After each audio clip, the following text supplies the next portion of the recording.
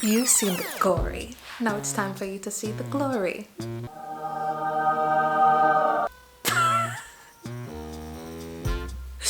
Let me stop kidding around.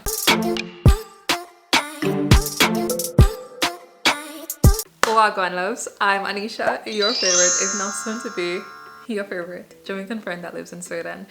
It has been a year. To put something if I had that set is for probably that would a long ass year for that, but you don't care about my ear, okay? If you do care about my ear, you can just click on the update, my life update, but you're here for the nose, my nose. I know y'all are nosy, and because you're my loves and I know you like this video, I'm gonna share the story. I'm gonna spill like all the tea. Share if you care and subscribe if you're here. I appreciate you. Even if you don't subscribe, you can just like the video. I don't like pressuring people, you know me. But I want to give you guys all of the information about my nose job. As I said before, it's been a year, and what I did was called a ethnic rhinoplasty. I think that I have to emphasize the ethnic part because it's so uncommon for people to specialize in black people noses. It's very similar to the Asian rhinoplasty, but I think that black people have thicker skins in comparison, like thicker foreskin or add foreskin. Ooh. That's it. Nice and hot. Hot and spicy. But I'm not sure, to be honest, and I don't want to give you guys wrong information. But I did a closed rhinoplasty, which meant that they went inside and did everything. So I don't have any scars here. But because they did a nasal reduction, you know, I'll be a little doctor of my own. Because they did like a little reduction of the nasal base, they put some cuts here, but at the moment there are no scars left. I took out ribs from underneath my boobie, and there is still the scar there, but it's fine. People probably thought I did like a boob job, but oh well. Not enough people are seeing it, and when I'm on the beach, I don't care what anybody thinks, you know? So since it's been a year, I want to tell you guys how it is now and how it was before. So when I just got it done, it was extremely stiff and I couldn't move my nose like this. My mouth like this, could not move. My face kind of felt stiff like Botox. I think if it's stiff when you have Botox, you know, like it can't move. It don't move, it don't move. My nose, it don't move. But now I have free range of my facial muscles and everything in it. My nostrils is a bit slant. I don't know if you can see it, but I hope there was nothing in my nose, you know, that would be weird. But I feel like it's now shaped funnily. It's shaped funny, and that's probably just like a complication of the surgery, or maybe just like a slight misstep, like slicing too much from one or not slicing enough. But I think I'm pretty satisfied with how it is now. The stitches are still there. Disgusting shit. After 1 year, the stitches are still coming out and they look extremely gross. I'm sorry. I hope you still like this video, but I'm not gonna put a picture of the stitches. It just looks way too gross for me to you know, it's like, it's this little white string and it comes out and looks like snot. Forgive me for being gross. In the first month or so, aside from it being stiff, if you touch my nose, it felt completely dead. It was weird to smile because my lip was just, you know, I looked so fake, to be honest. I think it started filling itself out and it started to like form better from like the side angle. It started to just like fill itself out, and I wanted to show you guys how I look without makeup, with my face moving around like yada yada yada, because I know with contouring it probably changes the shape. I initially went in and asked the doctor to give me like a bridge because I didn't have any hair, and I wanted like the thingies to like not be so broad because when I smiled it flared a bit. And the bridge is done, and you know, I personally don't see much of a difference. You can tell me if you do, but it's my face and I see myself every day, so that could probably be it. I think the surgeon did a pretty decent job, and if it's worth it, I'll address that later. But before we get to that, I of course want to tell you 3 things that you should make sure to get done before you do your surgery, because these things are very important, and I feel like sometimes it slips people's minds, and I wish that I had known it when I was doing mine. Number 1, and this is a bit problematic, but You get what you pay for. You can't go to a doctor for $2,000 and expect to get a natural nose that fits your face. Of course, there are situations where that happens, but you're getting a discount price, baby. Him not treat you right. That don't make sense. That just, to me, like, you can't expect no better. And I feel like when you pay like a low price point, you can't really file complaints because the doctors themselves know the pricing is low, you know, so you can't get him the chat, you can't get him the attitude, you can't go, oh, I want my money back. There is no money. He already spent that on gas. For me, I spent $5,000 on my nose. There were some doctors in like Miami that were charging like $10,000.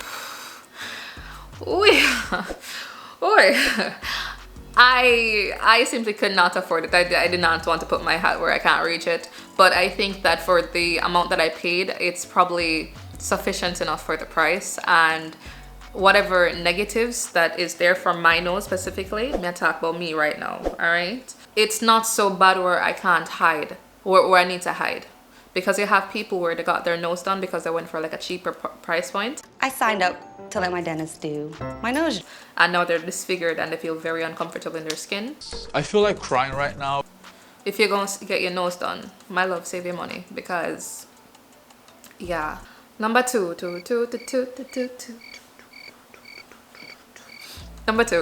is that you have to feel comfortable with your doctor.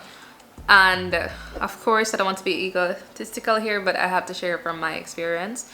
With my doctor, on the phone, when we were talking on the phone, right?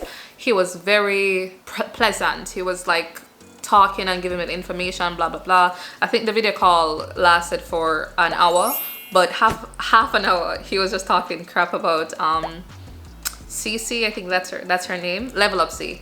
Half an hour of the call he was talking crap about Level Up C because he thought that like she's lying on him, blah blah blah. Yeah, he's not afraid to like slander people, I swear. But when I got there, I was met with a room of people that didn't necessarily speak English, and they were just talking a lot of things around me, throwing around terminologies that, you know, I didn't understand. The translator didn't get what I meant a lot of times, and I feel like some things were lost in translation. The doctor didn't give me the decency of privacy, so he wanted me to like strip naked in front of everybody, and this was like 7 different staff members.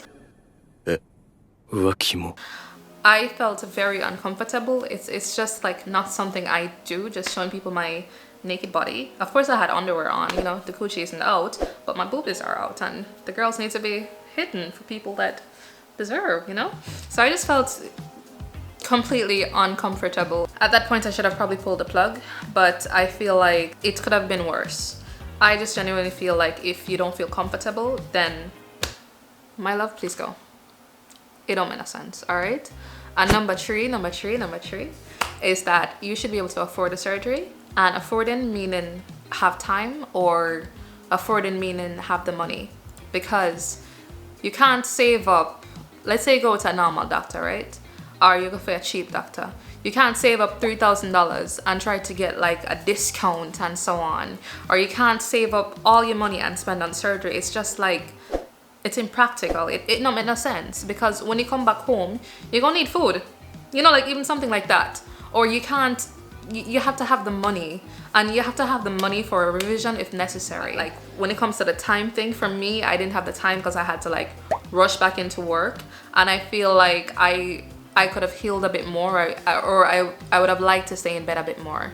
I didn't have the luxury of time. I simply couldn't afford the time to stay home for a month or a month and a half, which is like the time that's needed for a proper healing of your face, you know? I went to work after like 3 weeks. I had to fly out, I had to get back in, blah, blah, blah, because I actually told them I had to go to a wedding in Jamaica.